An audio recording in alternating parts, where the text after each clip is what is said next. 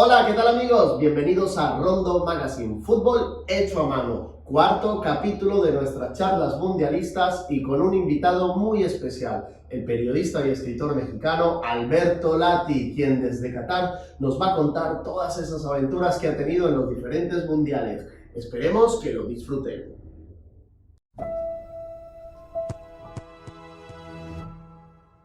Bueno, pues comenzamos y nada, bienvenidos. Hoy tenemos el placer aquí en Rondo Magazine de tener, bueno, una figura muy representativa para nosotros como periodistas, un gran amigo que además tuvimos el honor de tenerlo abriendo nuestro Book Magazine con Alberto Lati, escritor, periodista, una persona increíble que ha vivido un montón de emociones, o sea, por decir poco, una persona que ha vivido 5 ediciones de la Copa del Mundo, 6 con esta.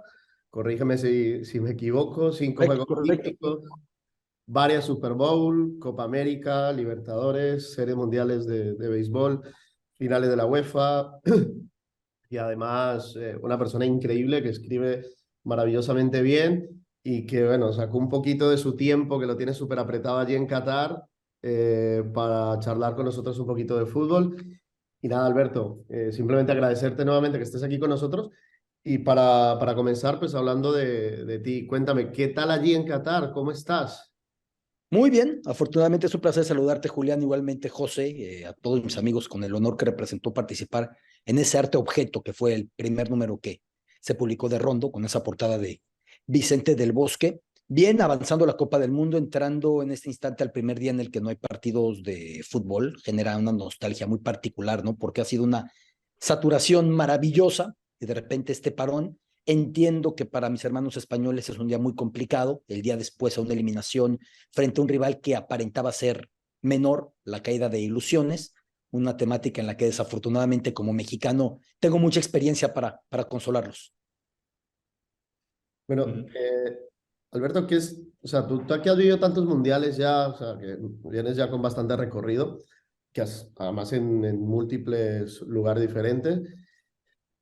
¿Qué es lo que más te ha sorprendido, digamos, ahora de Qatar? O sea, ¿te ha sorprendido algo concretamente respecto a los demás?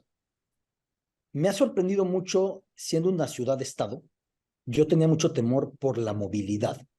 La cifra de 1.300.000 visitantes que vendieron y que mantienen a la fecha no me hace sentido. No por la cantidad de camas que se han ocupado de hoteles y la cantidad de hoteles que siguen disponibles, no por la saturación que he visto en restaurantes, que hay mesa en el común de los restaurantes a los que vas, no por lo que ves de movimiento en la ciudad. Han venido muchos, pero infinitamente menos a los que ellos planteaban, y esto ha propiciado un mundial muy compacto, con una movilidad muy funcional y con aficionados que en algunos casos en la primera ronda llegaron a ver hasta 3 partidos en un día. Ya después ha sido común que algunos vean dos, los que en la fase de cuartos de final fueron al de España frente a Marruecos y tenían después boletos para ir al duelo de Portugal frente al equipo de Suiza, llegaron ligeramente tarde porque pues la posposición por la prórroga, por los penales, pero esto ha propiciado un mundial muy diferente para el aficionado. En términos juego, ha sido un mundial en el que las piernas no llegan tan quemadas como suele ser en junio. En ese caso, porque pues vienes de una temporada extenuante de 60 y tantos partidos. Aquí lo que sí me genera mucho temor es cómo van a regresar a sus respectivos clubes, porque un mundial es un vacío completo mental lo que le sigue, drena absolutamente. Y va a ser complicado para los futbolistas reengancharse al universo Champions, y al universo Premier, al universo Liga, y al universo Bundesliga, y así en cualquier lugar. Alberto, remontándonos un poco a tus inicios en la vinculación con la Copa del Mundo, dicha vinculación es muy personal y muy especial, ¿no? Porque en ocasiones has contado que con solo 9 años ya empezaste a tener ese trato, digamos, periodístico, ¿no? Casi con el tema de los mundiales. Sí, fue algo muy extraño porque era un periodo vacacional en México en el verano, pues suelen concederse 2 meses. Y pues normalmente el niño, pues en esa época no había tablets y tal, pero sí había videojuegos y se la vive jugando videojuegos o pateando y rompiendo ventanas y haciendo desquiciar a los padres o a los vecinos. Y a mí me dio en aquel momento por decir que escribía mi primer libro. Lo que hice yo fue ponerme a copiar de una serie de revistas, de una serie de afiches, los resultados de toda la historia de la Copa del Mundo hasta ese momento, que en ese momento íbamos hasta México 1986. Y yo decía que estaba escribiendo mi primer libro. De repente incluso se me cansaba la mano y mi hermana mayor era la que seguía copiando. Pero lo interesante de ese ejercicio fue que me faltaban algunos números de aquella revista con la historia de los mundiales. Recuerdo perfecto, me faltaba alguno del Mundial de Suiza 1954. Y entonces, con esos 9 añitos, yo me iba a la hemeroteca en Ciudad Universitaria, en México, a buscar los periódicos de esa fecha. Entonces, ahora yo veo a niños de 9 años, mi hija tiene 9 años, y no me la imagino yendo a la hemeroteca a pedir, ¿me puede dar el diario de tal fecha, 1954, e ir moviendo página por página de esos periódicos ya amarillentos hasta encontrar el resultado que me faltaba y los goles que me faltaban? Fue un gran ejercicio. Está claro que eso no fue un libro, pero lo mantengo con mucho cariño. Es decir, que todavía lo conservas, ¿no? Sí, de hecho lo tiene mi madre, me lo ha querido dar varias veces. Yo prefiero que se mantenga todavía con ella, pero sí es un cuaderno que tiene una serie de simbolismos muy especiales para mí. Pues es el inicio de alguna manera, ¿no? ¿Tú preferiste entonces contar historias de fútbol a jugar? ¿En algún momento descartaste jugar? Sí, cuando pateé el primer balón y vi lo malo que era. Soy muy torpe, no tengo esa capacidad. No significa que no lo disfrute. Yo incluso veo unos niños jugando por la calle y estoy esperando que el balón se les escurra para poderlo devolver. A menudo lo devuelvo mal. Me encanta jugar al fútbol, pero demasiado pronto tuve la honestidad o la autocrítica para saber que no llegaría muy lejos, por decir, no llegaría ni muy cerca. Entonces decidí, lejos de jugar fútbol, contar historias en torno al fútbol. Tú comenzaste bastante joven ya en eventos bastante importantes, o sea, ya como corresponsal. Tu primer gran evento fue esa Euro de Bélgica del año 2000, si no estoy mal. Correcto. ¿Tiemblan tanto las piernas como cuando va a patear un penalti o no? Mira, y hablando de penaltis, me tocó en aquella Eurocopa de Bélgica en Brujas, aquel en el que falla el penal Raúl González, y esto implica que la Francia de Zidane elimina a esa España, que era una España trepidante, había superado la primera ronda con una voltereta fulminante, con un gol de Alfonso, me parece. Sí tiemblan las piernas, porque es un trabajo muy coqueto, es un trabajo muy deseado, y son muy pocas las plazas en el mismo. Y yo sí sentí en esa Eurocopa del 2000 que si no entregaba un resultado no aceptable, sino de verdad sobresaliente, no iba a conseguir un lugar en los medios. Y mira que tenía 21 años de edad. Aún así yo tenía esa idea muy metida en la cabeza. Y si tiembla, y si temes equivocarte, y si al encontrarte con un entrevistado después te das demasiadas vueltas, lacerándote, le pregunté bien, le pregunté mal, qué hice bien, qué hice mal, revisas tus reportajes y criticas a veces con extrema rudeza tus textos. De repente dices, oye, pero es que aquí yo estoy calificando y mi labor no era calificar, mi labor era informar. Es un ejercicio de construcción permanente, pero las piernas, Julián, tiemblan siempre.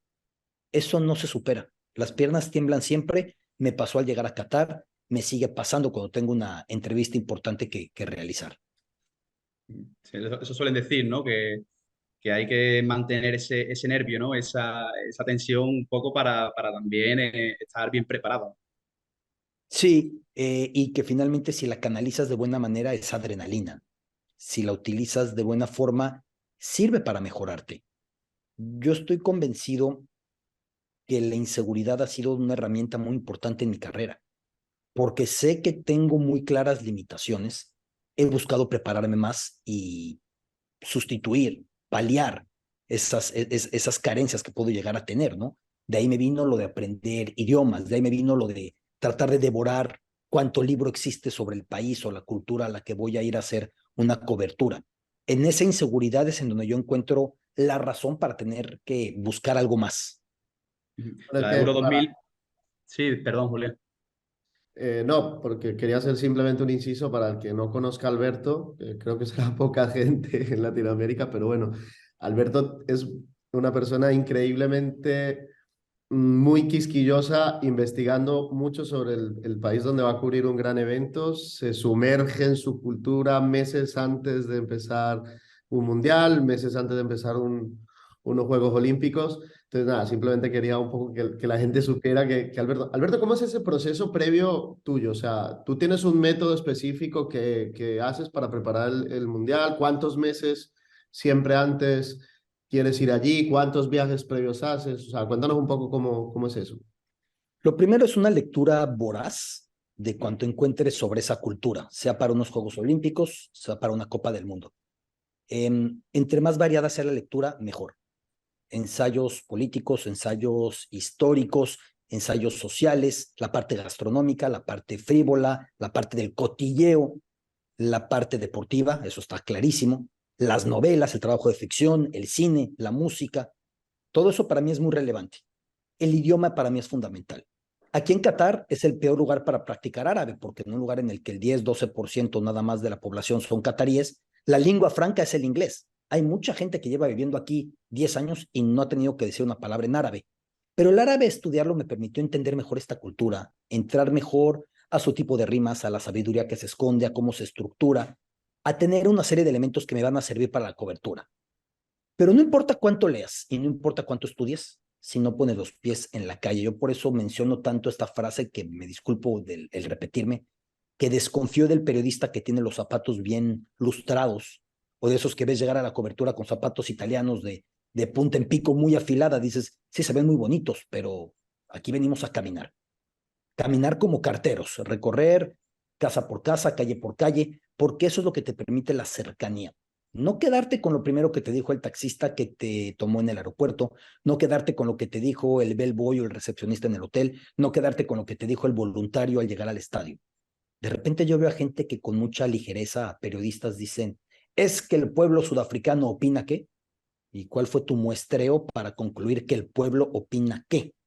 O sea, es una aseveración muy grande, ¿no? Es que en Sevilla dicen qué, y con cuántos sevillanos has hablado, y de dónde eran, y cómo lo has hecho. Y eso te lo da la calle.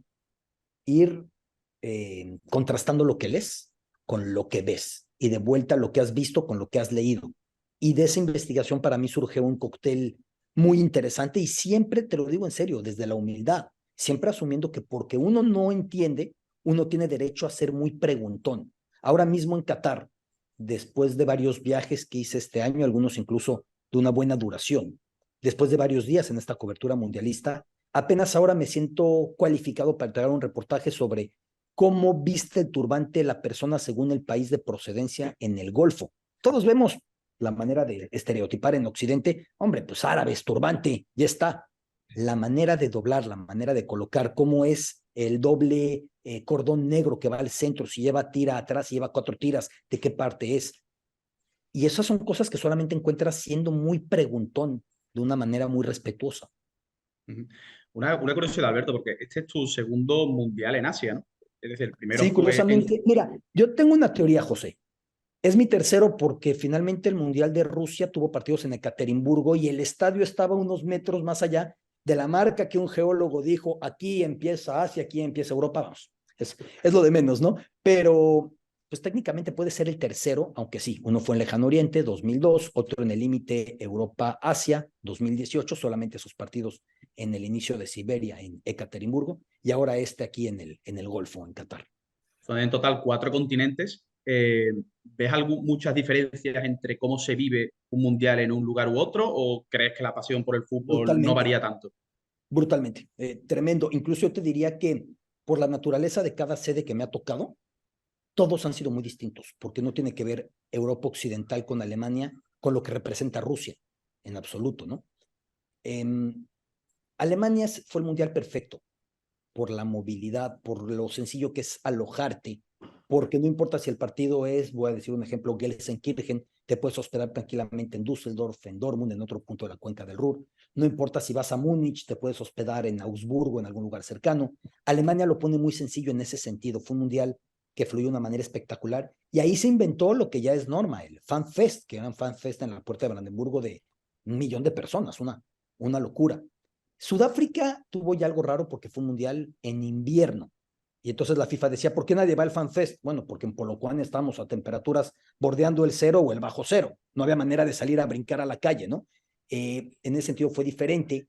Luego las desigualdades que tiene la Sudáfrica todavía post-apartheid también se evidenciaban porque algún estadio como Soccer City, el principal, donde España se coronó frente a Países Bajos, pues se encuentra en un township, esos sitios en los que eran segregados la población nativa, la población negra en tiempos del régimen racista del apartheid. Y ahí se encuentra el estadio, ¿no? Todo eso se va mostrando. Luego estuvo la bubucela y algunos elementos que le dieron ese toque.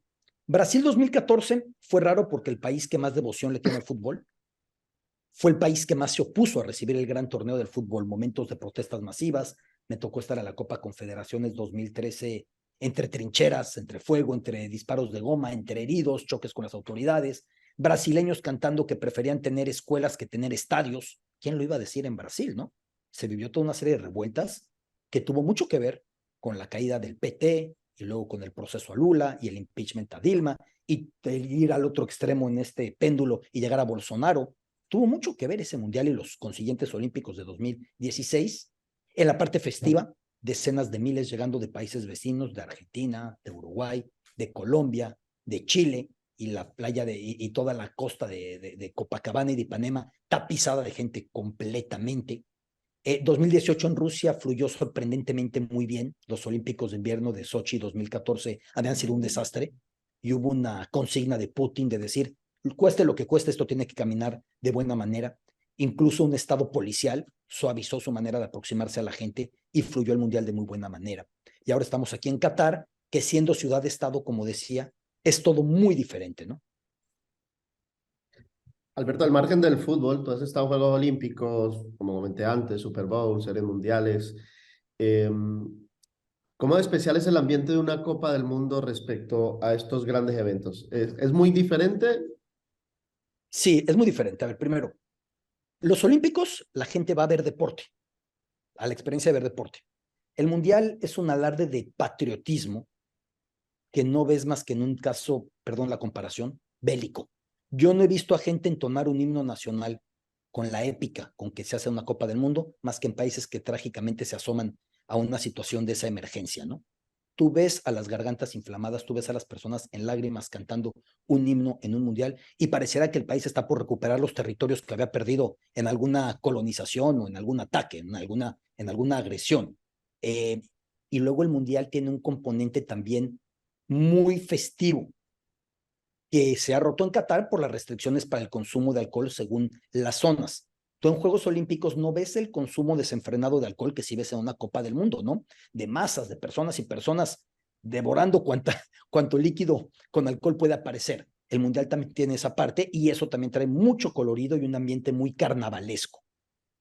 Super Bowl es algo distinto, porque en el Super Bowl es más atractivo como show que como partido. Y con eso no digo que el partido no pueda llegar a ser francamente apasionante. Me decía will.i.am de Black Eyed Peas cuando lo entrevisté previo a la final de Champions en Cardiff, la Madrid Juventus. Lo entrevistaba previo y me decía, aquí la diferencia es que a la gente no nos viene a ver a nosotros, la gente viene a ver el fútbol. Se quejaba Camila Cabello que en la final de París recientemente, pues la gente cantaba sus cánticos en vez de seguir sus canciones y coreografías. En el Super Bowl, no. La gente va más que nada a ver ese espectáculo musical. En 2014, mientras Shakira y Santana estaban cantando en Maracaná, había largas filas para comprar cerveza o para entrar al baño. O sea, la prioridad de la gente está en la cancha completamente en el fútbol, mientras que en el Super Bowl es una prioridad mucho más del espectáculo completo, ¿no?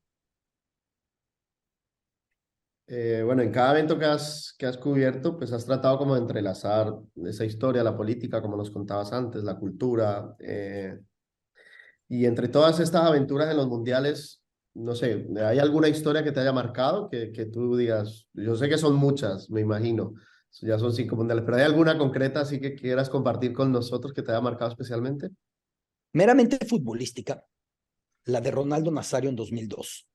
Haber visto a Ronaldo en su resurrección, cuando pensábamos en ese ciclo 98-2002 que no volvería a jugar, reapareció contra la Lazio, se volvió a fracturar la misma rodilla al cabo de pocos segundos.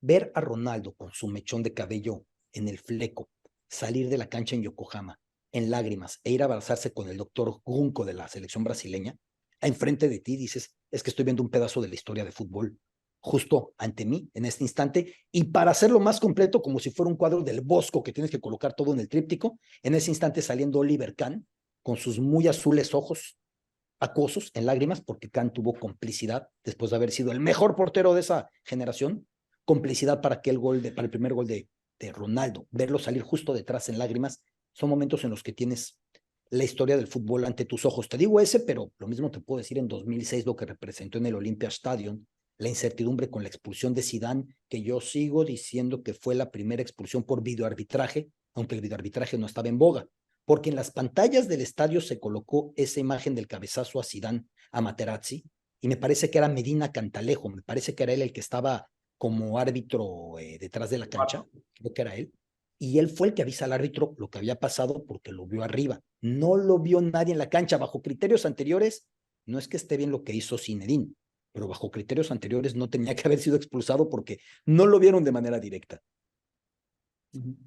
Una cuestión, Alberto, porque claro, como decía Julián, ¿no? Que intenta sumergirte, mimetizarte e informarte sobre los países donde se desarrollan este tipo de eventos deportivos de una manera muy profunda y por tanto, pues te formas también respecto a la cultura, a la sociedad, a la política. ¿Dirías que el fútbol tiene en la sociedad una mayor influencia o casi mayor influencia que la propia política? En muchas ocasiones sí, y el fútbol termina por hacer política. En 1970 la derrota de la selección inglesa, que era la campeona defensora del 66, cayó a manos de Alemania Federal, con lo que representa esa rivalidad, con los conflictos bélicos en el siglo XX, y terminó perdiendo las elecciones Harold Wilson 4 días después del partido. Fue un detonante que modificó marcadamente las elecciones. Hay una relación directa en el ánimo nacional, en el sentido de nacionalidad, en el orgullo nacional, en el afán de que algo continúe porque crees que no está tan mal o está bien, o en el afán de que algo cambie porque definitivamente piensas que es insostenible. El fútbol logra ser el catalizador de todo esto, porque no se nos olvide, no perdió España contra Marruecos, perdió la selección española de fútbol, representante de la Real Federación Española de Fútbol, ante su par de Marruecos. Pero en ocasiones se nos olvida, ¿no? Ya el colmo es que ahora en México una diputada estaba queriendo declarar persona non grata a Lionel Messi. O sea, ya es de verdad como si no tuviéramos temas de los cuales ocuparnos de verdadera Con el tema prioridad. de la camiseta, ¿no? El tema de la camiseta por un exceso que comete Saúl El Canelo Álvarez, con unos mensajes en Twitter completamente fuera de proporción, ya luego se disculpó, pero en el camino a lo que se disculpaba parecía que la vida era un cuadrilátero y el que se cruzaba por ahí recibía un puñetazo a manera de tweet del Canelo, fuera Kun Agüero, fuera Cés Fábregas, fuera el mexicano Miguel Ayun, que ahí lo tuvieron en Sevilla en algún momento. El que se acercaba al cuadrilátero recibía un puñetazo a manera de tweet, ya luego se disculpó. Pero sí son temas que no tienen por qué ser, aunque siempre terminarán siendo. Te doy un ejemplo. Mundial de 1938. Llegaba la Alemania recién anexada a Austria, había sido el Anschluss apenas unos meses antes, de hecho eso desequilibró el cuadro inicial y por eso no todos jugaron el partido inicial, porque Austria finalmente no participó de manera autónoma. Se indicó desde el aparato de propaganda nazi que hubiera un balance entre jugadores alemanes y austriacos en el equipo de esa Alemania que había absorbido Austria. Y perdieron de inmediato la peor actuación alemana hasta lo que ha venido con 2018 y 2022, y se culpó siempre a los austriacos de no haberse esforzado demasiado. Ese componente de política siempre ha estado impregnado. Mundial del 30 fue la selección del muy joven reino de Yugoslavia. No quisieron ir los croatas, para que veamos que nuestros temas no son solo nuestros, llevan merodeando muchísimas décadas, incluso siglos y más allá. Los croatas dijeron con los serbios, nosotros no queremos ir al mundial, y no fueron. Exacto. Alberto, mirando un poco la siguiente edición, o sea, que es curioso también todo ese componente que estamos hablando de política, que el Mundial de Estados Unidos y México se aprueba mientras Donald Trump anunciaba que iba a poner un muro, o sea, es que es muy particular. ¿Tú cómo ves este Mundial, no? Que va a estar en México, en Canadá, en Estados Unidos, o sea, un Mundial con más participantes que va a acoger a muchísima gente de muchos lugares diferentes que a lo mejor nunca han ido a un mundial. Seguramente vamos a ver muchas selecciones debutantes. ¿Crees que se está poniendo el espectáculo por encima del carácter deportivo con vistas a este mundial? Porque ni siquiera se han definido todavía los criterios. A ver, lo primero, aumentar a 48 es una defecio brutal, porque el aumento de equipos en Copas del Mundo ha sido gradual. De 16 pasamos a 24, de 24 a 32. Y de 32 a 48 me parece que es algo fuera de toda proporción. Si querían irlo creciendo, acaso hubiera sido 8 más primero, con equipos de 5 equipos y jugando 4 equipos cada uno, aumentas un partido por selección y metes 8 selecciones más. Si hubiera Algo 48. progresivo, claro, algo progresivo. Y lo único que aquí persiguen es la cantidad de votos de confederaciones y países muy satisfechos porque van a poder acceder. Y los votos permiten poder y perpetuidad en el poder. Por ahí va esta dinámica. No me gusta en definitiva. Y después el esquema que están planteando con grupos de 3 es inequitativo y nos regresa a un cierre de fase de grupos en el que pueda ser absurdo.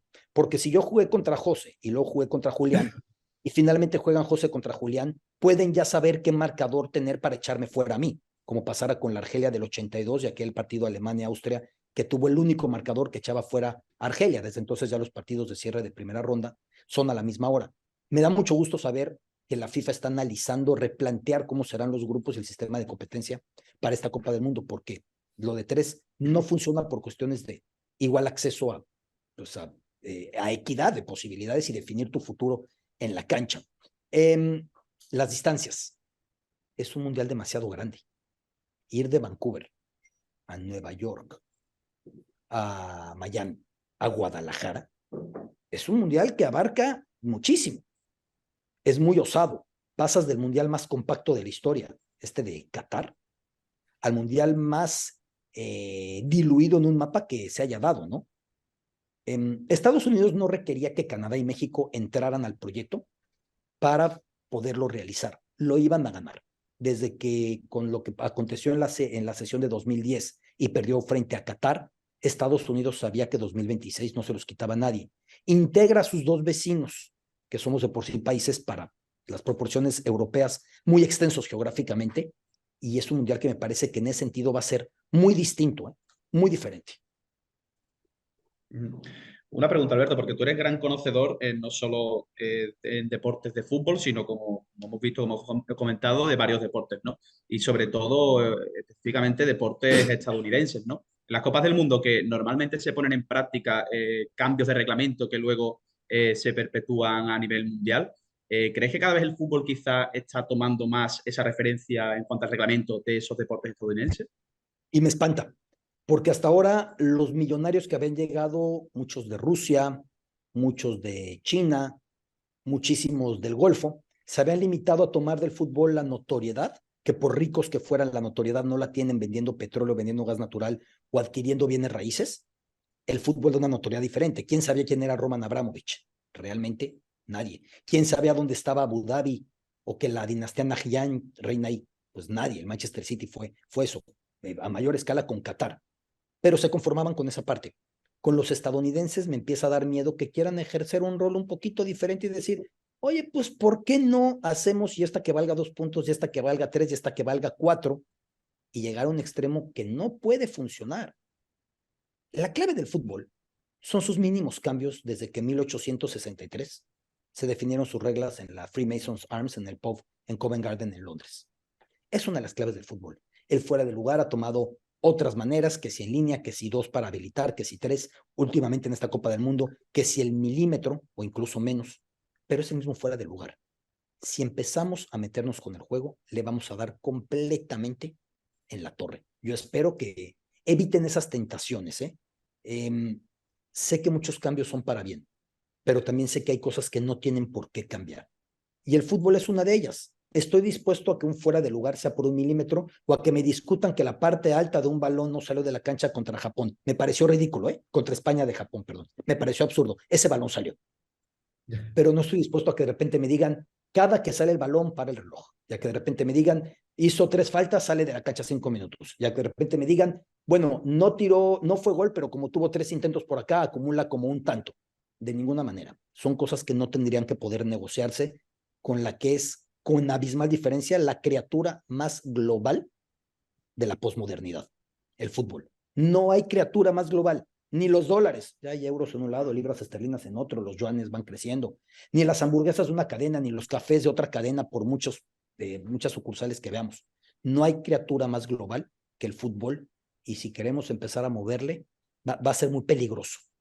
Ya un poco para terminar, Alberto, sabemos que te tienes que ir, que tienes bastantes compromisos, y un poco siguiendo esta onda de lo que nos estabas contando. O sea, hay como un cambio generacional, o sea, y la tecnología ha variado mucho. Estamos, digamos, nos ha individualizado muchísimo. O sea, yo creo que es la primera vez que puedo seguir un mundial a través de mi teléfono. O sea, que veo los partidos yendo en un tren o yendo en donde sea, que me ha pasado, ¿no?